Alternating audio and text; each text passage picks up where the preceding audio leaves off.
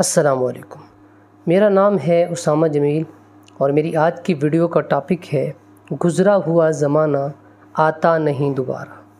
یہ اس دور کی بات ہے جب ماسٹر صاحب اگر بچے کو سزا دیتے تو وہ بچہ گھر آ کر اپنے باپ کو نہیں بتاتا تھا، اور اگر بتا بھی دیتا تو باپ اسے ایک اور تھپڑ رسید کر دیتا تھا۔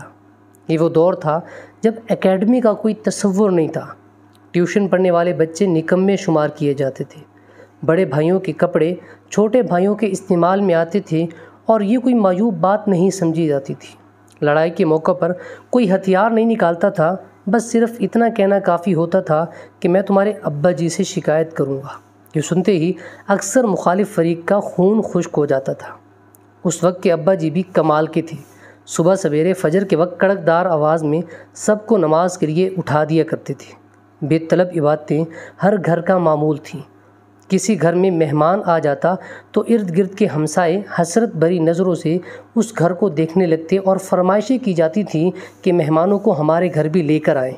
جس گھر میں مہمان آتا تھا وہاں پیٹی میں رکھے فینائل کے خوشبو میلبے بستر نکالے جاتے، خوش آمدید اور شیروں کی کڑھائی والے تکیے رکھے جاتے، مہمان کے لیے دھلا ہوا تولیہ لٹکایا جاتا اور غسل خانے میں نئے صابن کی ٹکیاں رکھی جاتی تھی۔ جس دن مہمان نے رخصت ہونا ہوتا تھا سارے گھر والوں کی آنکھوں میں اداسی کے آنسو ہوتے تھے۔